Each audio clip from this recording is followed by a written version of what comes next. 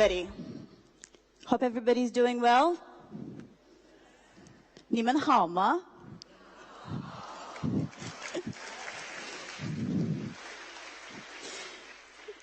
Lately, I found myself a lot more comfortable expressing my thoughts in Chinese, so please excuse me if my line of thought isn't as well organized when I'm speaking in English. But if you bear with me, I promise you will get out of here smiling by the time I end.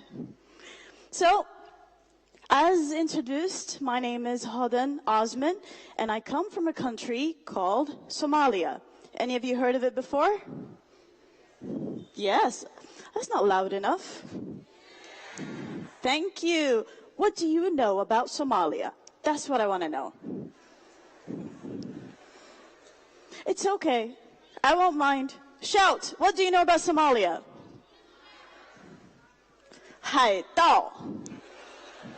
It's okay. You can say it. Number one, 海盗. Number two? Sorry? Very good. Okay, that's a lot of very good information. There's one thing you don't know about Somalia. Somalia is the land with the most beautiful women in East Africa. Agree?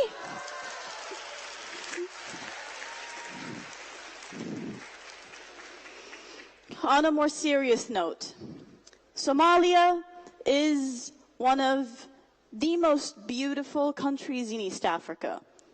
Only somebody who's been there would know. Because I also only found out very recently. I'm Somali, yes, but I was not born in Somalia, and I was not raised there. I went there at a later age to discover my own home. A home that I thought was completely different, because in the media, the Somalia I saw was suffering from drought. The Somalia I saw was suffering from famine. The Somalia I saw was suffering from civil wars. So like you, in my imagination, I thought that Somalia must be a terrible place to live in. To my surprise, that's not the truth. Somalia has one of the most beautiful coastlines and beaches on the African continent.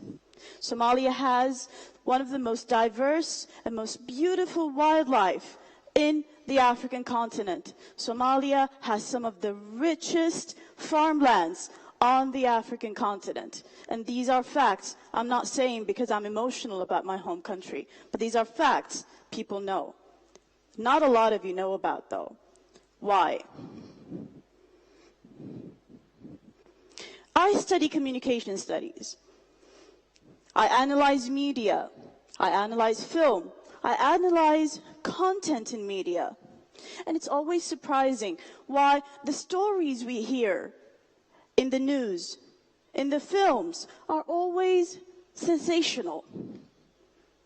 They talk about the war, they talk about the pirates, they talk about the famine, they talk about the drought, they talk about everything that's negative. How many of them speak about the positivities that lay there every day? How many of them speak about the everyday stories of people just living their normal lives? How many? I'm sad to say, not many. And that is why people have the wrong idea about the richest continent on the entire planet, Africa. Africa, in recent years, became synonymous with underdevelopment. It became synonymous with chaos. It became synonymous with everything that's bad.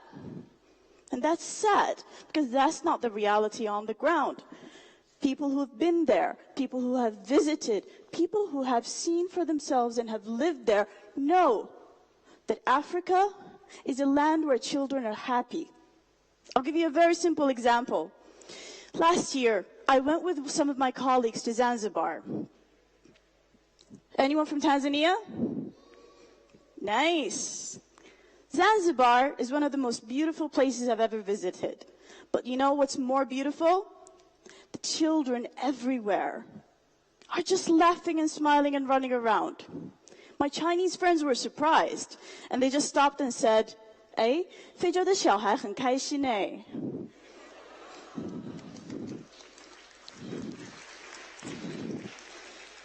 I'm like, of course, 他们很开心. Of course they're happy. They have a blue sky every day, right? It's true. They're not missing anything, and they don't know that they're missing anything. And that's the beauty of it. Now, we come back to what it is the reality in Africa today. Yes, there is lack of infrastructure connectivity. Yes, there is lack of technological improvement. Yes, there is a lot that's lacking on the continent. But that doesn't mean that poverty was Africa's destiny. I believe that poverty disrupted Africa's destiny. I'll give you a very simple example. In the 1980s, Somalia was the #1 exporter of bananas in the world. Would you believe that? It was the #1 exporter of bananas in the entire world. Somalia's bananas were amongst the most tasty in the entire planet. Today, we don't have anybody farming. Why? Everybody thinks there's a beautiful life in Europe, in America. They're taking boats, risking their lives, and they're dying because of illegal migration. Because they don't know what they can produce, the wealth they can produce in their own lands, right in their neighborhoods. They don't know the wealth they have. They only see in the media the high rises in New York and the beautiful streets in Paris. Wouldn't you also want to go there? 13 years ago when I came to China, almost all of my Chinese friends longed to go to America, longed to go to Europe. Why? Because they saw those places as extremely developed, as beautiful, as fascinating. Now, what about you young graduates, especially my Chinese friends here at the stage? When you graduate, where do you want to work? Beijing, Shanghai, Shenzhen, right? Am I right to assume that? Yes. Why? Because in 13 years, Beijing, Shanghai, Shenzhen became a lot more beautiful than some of the leading capitals in the world today. Last year, I visited Los Angeles, New York, Washington, London. And guess what? When I sat in the subways in these cities, I kind of felt a lot more comfortable in the subways in Shanghai.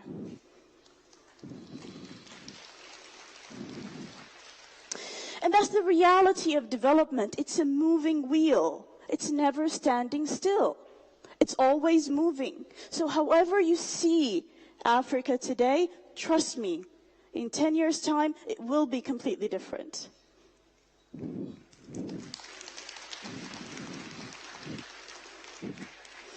Another example. 13 years ago, I came to China. My first stop, naturally, was Beijing. And then I was heading to the university where I was supposed to start my Chinese language. It's a city called Yangzhou. 烟花三月 下扬州. Very good. Yangzhou is a beautiful city in Jiangsu province. Now, I took a train from Beijing to Yangzhou. It took me 14 hours. And I sat on Wopo. Do the young people in the audience know what that is? I think it's beyond your times, yeah? Maybe the gentleman in the front would know? Yes. Now, for me, it was the first time I take a train. It was fascinating for me how slow it was, how it stopped in almost every little town we went through, and how long the journey was. I couldn't sleep, although I was extremely exhausted. Why? Because I thought I would miss my stop.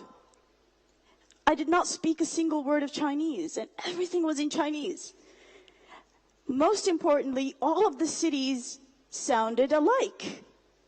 How am I going to know when I'm in Yangzhou? So I couldn't sleep. And I kept asking and asking and asking, are we in Yangzhou yet? And nobody spoke English. Luckily, I found my way. Now, what about today? Today, I can take a train from Beijing, and it will take me to Hangzhou in how long? 5 hours. How amazing is that? That is the transformative force of development nobody can stop. However, what does development actually need? I mean, the same years that are passing while I'm in China are passing while my family and friends are in Somalia. Difference is, when I'm in China, every day I look here, there's a new building. I look there, there's a new road. I look there, there's a new train station. What about in Africa? Not many countries in Africa have witnessed this kind of transformative force. Ethiopia is one, Djibouti is another, Kenya is another, but why? Let's ask ourselves, how come some countries in Africa are witnessing transformative changes in their countries and the lives of their people and the socio-economic development, while some aren't? It's because most of Africa's countries are yet to actually take a long-term vision of development into their policy of governance. And that is where China succeeded. China planned for this 40 years ago. Everything you see today was planned and envisioned and continuously implemented. We don't have a lack of plans in Africa. When I went to Somalia, I visited almost every single ministry we have. I looked in their cupboards. They have these huge books of researches, of plans, national development plans, that are gathering dust. Why? Because when a new minister comes, he wants to make a new plan. When a new government comes, they scrap everything out and they come up with something new. I mean, I'm all for change and everything, but still, there is merit to continuity. And that is what we need to learn as Africans from China. Make up your mind. Where do you want to be in 50 years? Where do you want to take your people in 50 years? Where do you want to take your country in 50 years? And stick to that plan. That is the only way that the stigma that haunts every African will go away. Do you agree? Let's see some of the changes happening in the continent. This year, 2 months ago to be exact, I had the pleasure to go to Nigeria. Now, for our viewers in China, when you look at that station, do you see anything different from what you see here in China? It's quite similar, right? As I walked up, it felt so familiar. I felt like I was in Jinhua. It really looks like one of the train stations in Jinhua. Most interestingly, this is Idu Station. This is the departure hall. The only difference was, when I realized that I'm not in China, I'm in Africa, is when I saw Nigerian men, women, and children in a line trying to buy tickets and getting into the train station. This is the ticket I bought.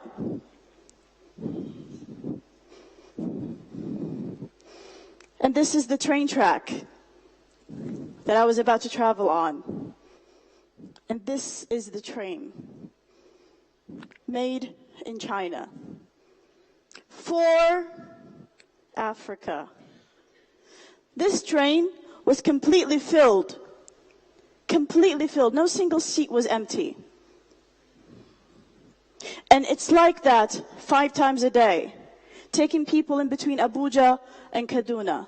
Its entire length is 186.5 kilometers, and it travels 100 kilometers an hour.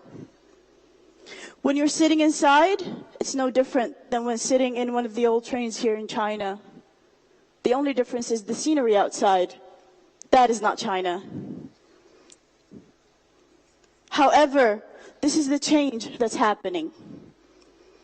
This is the change that's happening. And China realized one very important principle.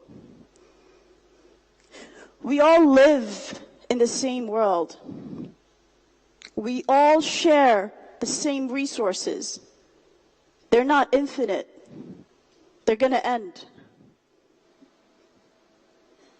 It is our responsibility to be responsible in how we use these resources. And it is our responsibility to ensure the quality of life people on this planet are going to live in. And all of that is embodied in one message. Something that's called 人类命运共同体. Building a community with a shared future. What does that mean? It means that my happiness is connected to yours. My prosperity is connected to yours. My life is connected to yours. Because if today I use up all of your resources just to make my own little life better for 50 years, what are my children going to live on after that? Because I've depleted your resources. I haven't created development in your side. So that's how we are interconnected. And that's how we are interdependent on each other. And this is what China realized. I was very fortunate and honored to be a part of this year's FOCAC Summit. During the roundtable sessions, leaders from 53 countries spoke their mind about how they viewed their relations with China, how they viewed China-Africa relations, and how they viewed the notion of building a community with a shared future between China and Africa. And it was a unanimous thought that our fates are interdependent, that they all agree if we don't move together, we will go nowhere. In Somali, we have a saying that says, "Far fal madaqda," which means a single finger cannot wash a face on its own.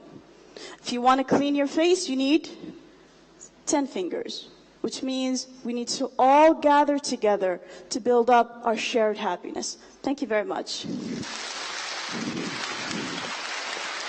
Thank you.